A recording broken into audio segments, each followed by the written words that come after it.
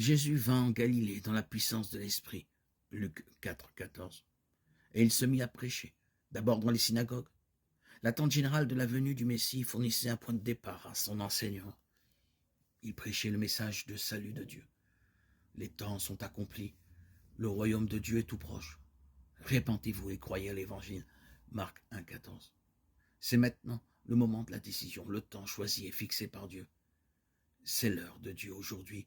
Les promesses sont accomplies. Par moi, Dieu agit. Dieu est à l'œuvre.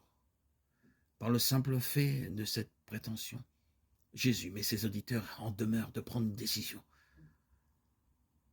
Car pour un juif, la chose était claire. Ou bien celui qui s'exprimait ainsi était un extravagant, ou bien il était vraiment investi d'une mission divine.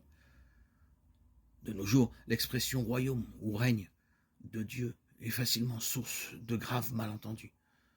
À ces mots, nous agissons avec les préjugés et les réticences de notre époque.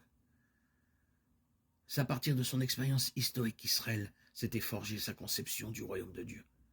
Bien qu'ayant un caractère avant tout national, ce royaume était conçu comme celui de la justice et de la paix universelle. Pour Jésus, comme déjà pour Jean-Baptiste, l'aspect nationaliste est complètement dépassé.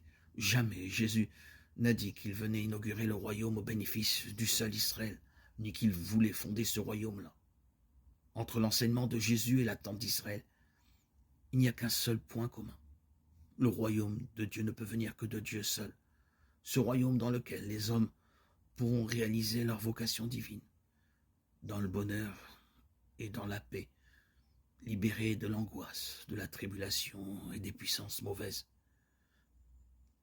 Car Dieu seul est le Seigneur.